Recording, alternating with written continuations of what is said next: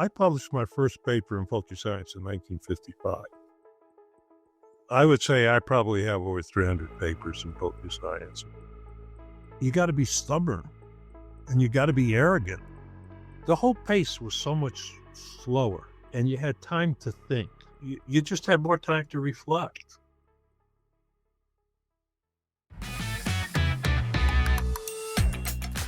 Welcome to Unplugged, the official podcast of the Poultry Science Association. This is the podcast where we strip away the fluff and get real about poultry science from bench to barn.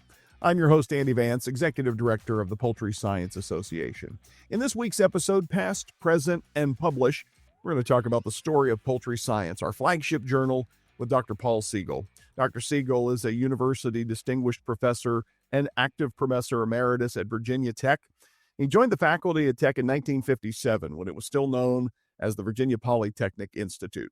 His research and teaching focused on the effects of selection on growth, reproduction, and immunology of chickens. Dr. Siegel published more than 400 journal articles, books, chapters, and reviews, all involving the role of genetics on nutrition, disease, immunology, physiology, and behavior of poultry.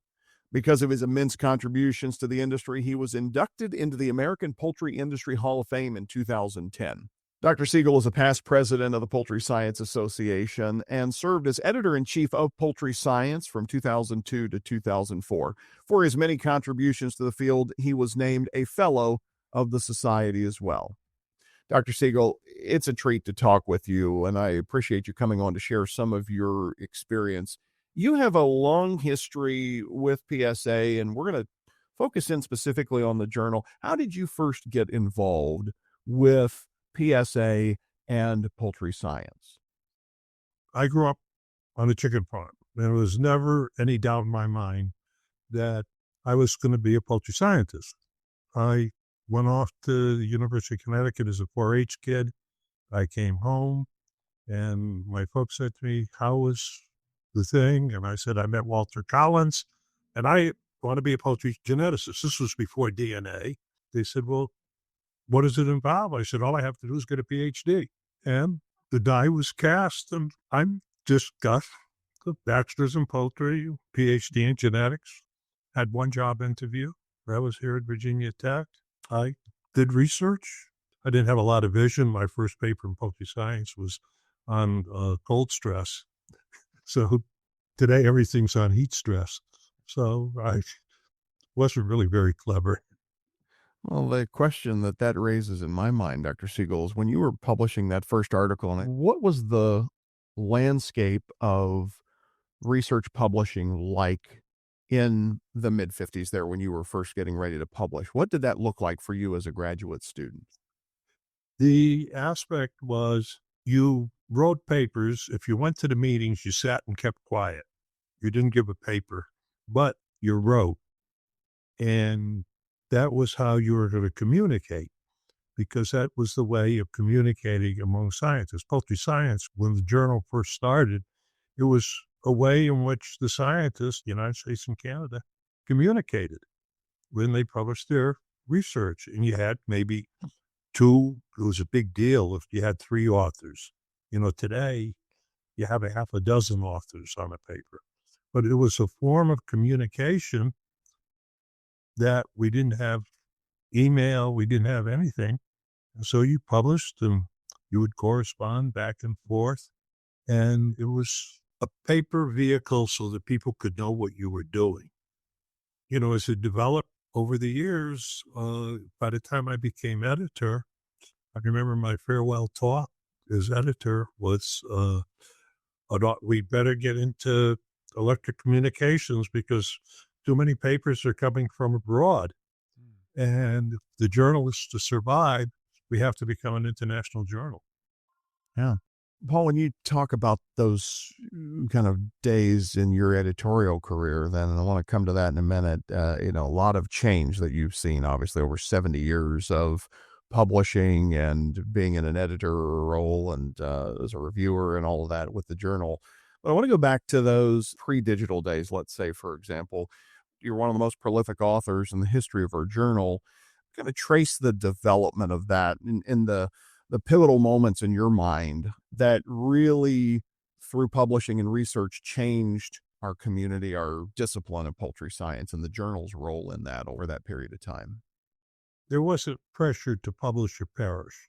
You wrote what you were doing so that when the meetings came, you could then sit down and you could discuss your paper. So and so read your paper, you corresponded. It was a different type of a pace, but the communication was among the researchers. And then the trend started to come where you had the users of your research. The users were the industry as well as your colleagues. And so the big aspect came with electrical communication, not mail. And we would have not had the journal we have today, where most of the papers that are appearing in the journal are not from North America. Poultry became a communication aspect. I'll give one example on how slow things were. We knew the DNA from Watson and Crick, but I was a graduate student in a microbial genetics class, and the issue of nature came. We already knew it was in that there. And Eisenstock, what I remember, was the professor, and there were about a half a dozen of us who were graduate students, and we sat around the table and we read that paper because the issue of nature had arrived, and we actually felt the paper. Yeah, that's So amazing. that's in my lifetime. Yeah. What an incredible experience. Yeah, the chill goes through me right now when I think about it. As a 22-year-old graduate student, and we knew that they had the DNA, but we never could have read the paper. And then that issue in Nature came, and that's a moment. And so you're reading, what now, a graduate student today, that DNA was discovered. It might as well have been a million years ago by comparison, right? Because it happened before today's graduate students were, before their parents were born potentially, right? So you're experiencing as a graduate student or as a young faculty member, some of these really seminal moments in the development of your field. What happened? So you read that paper, you read a paper like that. How did that influence your work and what then you went and did in your lab and in your research program and what you wanted to study? Well, I was a chicken guy who happened to be a geneticist. And the chicken, the first case of complementary gene action, the 9331 ratio with combs, rows, peas, that, we're done with the chicken. The B cell came from the chicken. It appeared in Poultry Science, Bruce Click's paper. Metabolizable energy. I'm not a nutritionist, but Siegel with the calculation of metabolizable energy, one of the most cited papers that you have. These were the aspects that were coming into being. You were seeing it with your eye. You weren't ticking your computer to look to see what's the issue. Is it a preprint? Is it not? By the time you saw the paper, it had been through all the review processes, and you had time really to digest it. You think how thick Poultry Science is today. Hundreds of papers. It was quite thin when I was editor. I talked to my grandchildren about it. It's hard for them to grasp, and it's hard for me to grasp. Earlier, we were talking about feather sexing. My dissertation was on feather sexing. And for years, there's nothing on feather sexing. But now with the 8-9 pound broiler, machine sexing is coming into being. It's very vogue right now. Mm-hmm. So the progress of what's occurring for the future cast that you're going to have with regard to feathering, it goes back to 1912. I'm thinking about you published, a couple hundred articles in your first 20 some years as a member of the faculty, very prolific author. Describe, you get done with a study, you've written up this article, you're all finished with your work and you've got great conclusions and you mail this off to Poultry Science. What was that experience like and the timeline in that pre-electronic era? What was that like as a researcher or a reviewer or then later as a section editor? For people today who maybe have only published in the electronic era, so to speak, what was that Well, like? 6, 8 months. You might send it off, and instead of expecting a review in 2 weeks, could come 6, 8 weeks. And by this time, you're further along in the research, but now you get good feedback and you can tweak a little bit for your next paper. I talk it in the context of being a parent. You have this piece of work and the kid is getting a little bigger, a little bigger. Now, meanwhile, the next paper's coming along, but now this one's a teenager. The whole pace was so much slower, and you had time to think. Hmm. You didn't come in and look at 30 pieces of email. You just had more time to reflect. You were this prolific author, successful in your research program. What drew you into editorial work, becoming a section editor and then later editor in chief? How did that become part of your contributions to the field? Greed.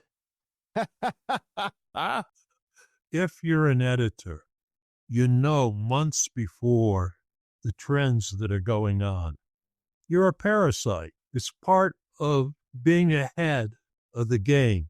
You know what other people are working on. You know the trends that are going. Especially as an editor, then you know what's going on in nutrition. You know what's going on in physiology. You know what's going on in the other areas. How can I integrate them into what I'm doing? Yeah. Professionally, you should do it. Right. But it's more than professional. You're learning way ahead of time before it comes out. Editorial work as a crystal ball. Sure. It sure as hell is my professional responsibility because I can be ahead of the game.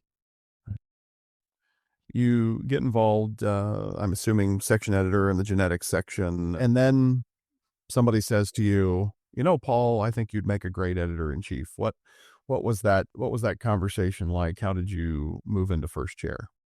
I wanted to be editor-in-chief because I was approaching retirement and it would allow me to be like I was taking an introductory poultry class. I was going to be finding out what's really going on in physiology, what's current in nutrition, what about processing, extension. Extension is pretty important because you can get to see the work applied. So you know how the industry is moving, especially if you're in poultry breeding. If you go back to the Chicken of Tomorrow contest, it was in the late 1940s, not post-World War II. I grew up in the broiler industry. I grew up in the genetic era. So I was lucky timing. I was pretty selfish. I like chickens. I like the breeding. So if you like to write, you like to read, you got a growing industry, you're basically now in a new field. You're just a lucky guy. Scrap the round peg in the round hole. Yeah. Yeah. I just kind of moved along. I wasn't a visionary. I was not at all.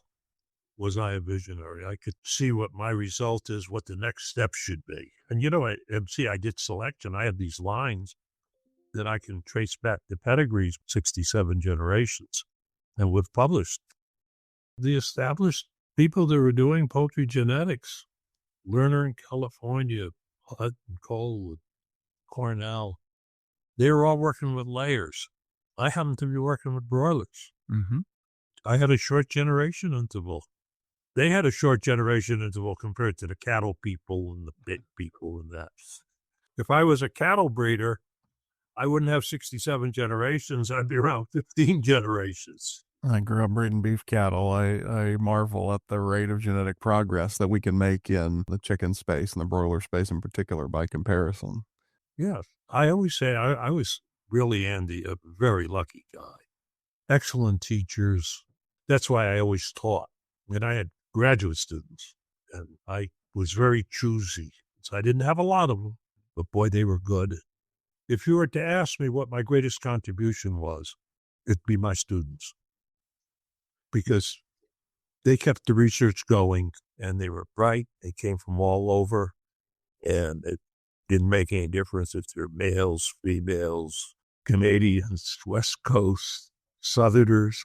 They were smart. I think that's, if I had to look back, that's my greatest contribution to my students. Well, I want to start thinking about, you said something earlier that stuck with me, and you're talking about, now the mantra of publish or perish, and that it was different in those early days and you had time to think. I want to look at your, role, particularly, as you started as a section editor, maybe in some of your earlier days before you were editor in chief. Would you describe the process of selecting, reviewing manuscripts, the peer review process generally, and if it was different then, and how so? How was that peer review process? And I don't mean just the mechanical process, but the mindset, the way we evaluate scholarship, how has that changed in the 70 years you've been publishing in our journals? The reviews early on were a lot more thoughtful than they are today. You would get the critique of the paper, but you would also say, have you thought of this interpretation to make your paper better? It seemed that the reviewers they wanted to be part of making that piece of research better. Now you're looking more for, is it ping, ping, ping, ping, ping? I still do in reviews say, gee whiz, you missed such and such a good paper. In my own papers, really do I get a review where they say to me, you may want to go back and look at so-and-so's paper. It may modify your thinking a bit. They're pointing out that it's almost that the reviewer wants to be a part of that paper. Right. Whereas today, there's so many requests. I don't understand. I mean, editors don't have the time. You have a whole group of people that are screening the papers before they go out, even for review. When you think about that, more thoughtful review process, obviously there's a lot of, factors that go into play. You mentioned the, increased volume of papers, the publish or perish mindset, the efficiencies, if you will, that the electronic era brought us, that we can turn them around more quickly and shorten that timeline from submission to publication. In your perspective as a member of the Academy and somebody who's been involved in publishing generally, what do you see as the, I don't want to say the mindset or the biggest contributors to that shift in what I'll call the quality or thoughtfulness of the reviews? Is the incentives from departments and universities saying publish, publish, publish, publish, publish, or the distractions that email causes, a combination of all of the above? What's your thoughts or perspectives on the driver or drivers involved? The one thing I wish they would do away with is impact factor. You don't know what the long-term impact is going to be. If you're looking at reviewers or you're looking at people that are publishing, their administrators, what was the impact factor of the journal? Who the hell cares? You're writing for an audience, and I have to decide, where am I going to have the audience for it? The administrators are saying, when you turn in your thing, what was the impact factor of poultry science? What was the impact factor of JAPR? What was the impact factor of world poultry science? Mm-hmm. What was the impact factor of this? Short-term, long-term impact factors. Yeah. Long-term, go back to the B cell with Bruce Glick. The impact factor that he had from that paper in poultry science, huge. Real impact. I mean, that that's what I'm talking about. Yeah, the real impact. That's the the aspect. I mentioned my first paper was on cold stress. What the hell kind of an impact did cold stress have? This shows what a visionary I was. I love that. That may be my favorite thing we talked about today, Paul. As you think about, this question, so impact factor, that by the way was not what I was expecting you to say, but you make, a great point. And I'll show my bias a little bit. I did one of my master's degrees was in agriculture economics. So I think about incentives all the time, right? People respond to incentives, we would say. How do we shift as academics, as a research community, shift that mindset or change that conversation away from these very, what I'll say, kind of clinical or sterile metrics to more of what you're describing as the real impact of the work? It's a sign of the times. They want a number. You talked about economics. I minored in ag econ because I wanted to learn about how agriculture moved, the railroad, the meaning of the railroad. I was a New England kid, and how everything spread west, to learn macroeconomics, microeconomics. These made me a better poultry geneticist. When I advise undergraduates, I say, where's your fun class? One of my fun classes was a course in landscape architect. Oh, fun.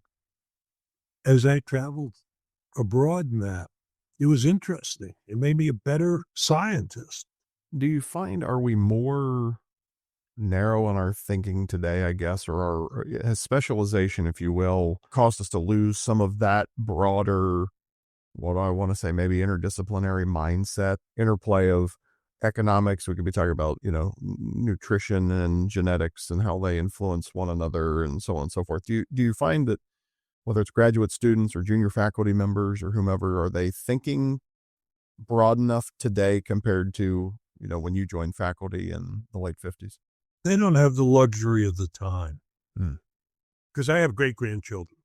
In fact, I have great-great-grandchildren. I'm a GGP. And when I talk to my grandkids, I used to say to them, what fun class did you take this semester? And they would look at me and say, you think we really have time to take fun classes? That's kind of sad. And I'll ask this to undergraduates too. When you're signing up, what are you taking for your fun class? I think that's such great advice, Paul. I think, sometimes, and I'm working, on graduate studies myself at the moment. Somebody asked me one time, they say, okay, your age and given what you do for a living, why are you working on a PhD? And I said, because I want to. It's that curiosity you described, right? Ultimately, we're on a journey of discovery. Yeah. I mean, I retired officially in 1999. I'm in every day. 25 years later, you're still at the office. And I was 3 hours this morning at the poultry farm. Yeah. What am I going to do? Sit around and say, goddamn younger generation, they don't know what it was, blah, blah, blah, blah. There's books. There's the chickens. Always the chickens. As we think about that last 25 years, we talked a fair bit about your first 25 years, let's say, for example, publishing and the, going into the electronic era and what you started talking about in the 80s as you're a section editor and getting more submissions from overseas to Poultry Science. When you become editor-in-chief in the early part of this century, and you think about today, all right, in the years since you were EIC, we've gone to open access. We're no longer printing the print volume. It's 100% online, much larger number of submissions, as you noted. We published something like 1,300 articles in Poultry Science last year.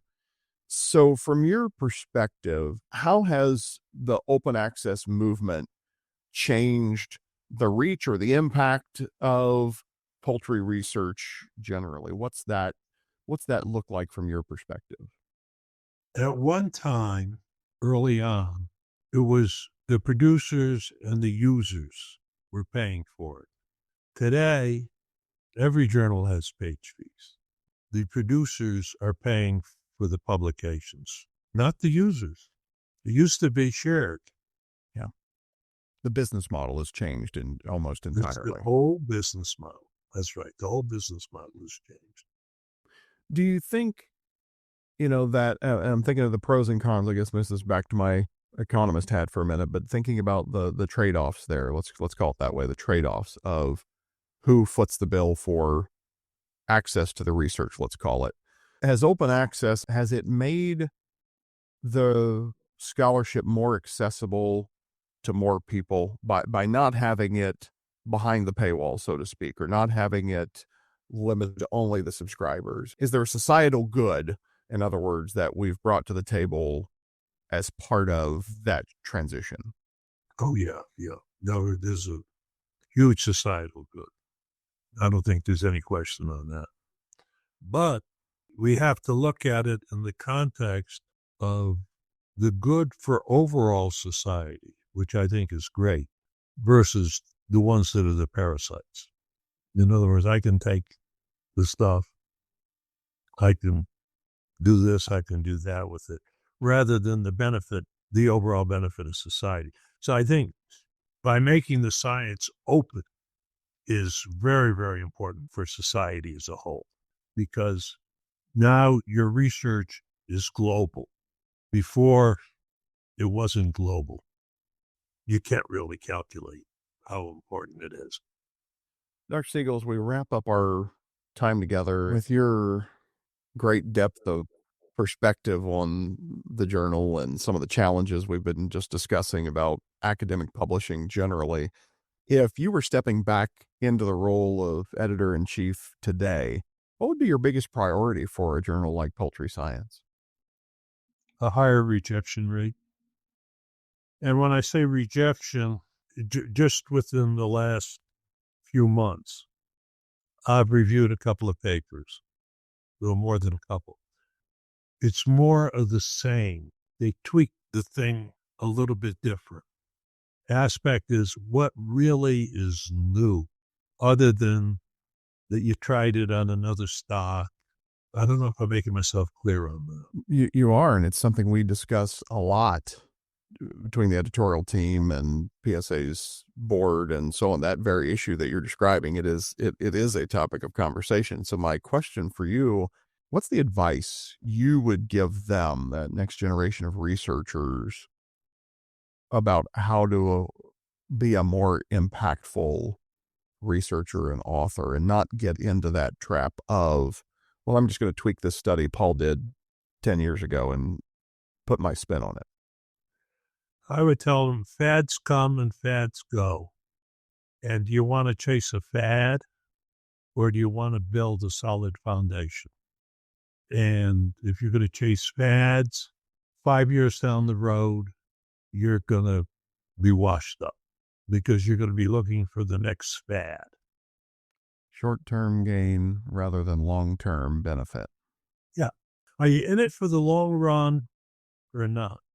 Dr. Siegel, the last question I have for you, we wrap up every episode of the podcast with one of a couple of questions. The one I have for you, because you're so well read and still, 70 years after you published your first article in Poultry Science, are one of the most well-read members of our community. What's an innovation or a discovery in poultry science that has you excited about where we're going in the next 3, 5, 10 years? I would split it into two areas. One, from a practical point of view, with imaging, where they'll be able to feather sex. The broilers are getting larger and larger, and you're going to have more and more separate sex rearing. So that's a technological aspect. The other part, from a fundamental aspect, is we need a lot of people doing basic work, because that's where something 5, 10 years down the road is going to be. When I started my long-term selection experiment here, I said, I'm not going to use antibiotics. That was the 1950s. Antibiotics, put them in everything. Antibiotics, put them in everything. I had looked as a student, and I had E. coli in Petri dishes at different levels of antibiotics, and I saw resistance, and I'm a geneticist. And I said, those bugs, they have a shorter generation interval than the chicken. and I'm not going to mess with antibiotics. And, it was a big battle that I do. And you can read my latest paper in Poultry Science. And you said earlier you weren't a visionary. I mean, it was visionary and you didn't even know it. I knew the damn bacteria were going to grow on penicillin. Right. Part of the thing is you got to be stubborn and you got to be arrogant. But I'm not going to do it. And I remember they said to you got to do it. Everybody's doing it. I said, I'm not going to do it. But I said, because they're going to develop resistance. The gut microbiota, they're going to be different. Now everybody's doing gut microbiota. Dr. Siegel, this has been a treat for me personally, and I know our audience has undoubtedly enjoyed this conversation as much as I have. My thanks to you for sharing a smidgen of your wisdom and perspective on our flagship journal, Poultry Science, and its role in the broader scientific community. Friends, thank you for joining us for this episode of Unplugged. A couple reminders. Meeting registration for the annual meeting and North American Scientific Conference of the Poultry Science Association is now open. Come join us in Raleigh. You know the barbecue is going to be fantastic. The PSA barbecue, our signature event every year. So we're going to be in the Carolinas. You can imagine we're going to have good eats at that meeting. Join us at this year's annual meeting. Go to poultryscience.org, click on the meetings and events tab, and get your registration in. We're also going to bring back our professional development conference. Last year was our inaugural event. It was such a great experience that we're going to do it again. We're going to run it back. The PSA Pathways Summit is this October 27th and 28th. We'll be in Minneapolis at the Hyatt Regency near the Mall of America. Join us this October for that event to help you improve your professional skills and capabilities. Some of the things we talked about with Dr. Siegel this fall. That, again, you can find information about at poultryscience.org. Next week, we're going to talk with a panel of experts tackling the ever-present issue of highly pathogenic avian influenza. We're going to sit down with 3 members of a task force convened by the American Association of Avian Pathologists to deal with H5 and its variants. We're going to talk with Drs. Carol Cardona, Michelle Crum, and Kay Russo. That's next week. And be sure to subscribe to this podcast. And if you don't mind, give us a rating. If you've enjoyed our conversation, that rating will help other folks find us each week and grow the reach of Unplugged. This has been the official podcast of the Poultry Science Association. On behalf of PSA, I'm Andy Vance, wishing you a great rest of your day.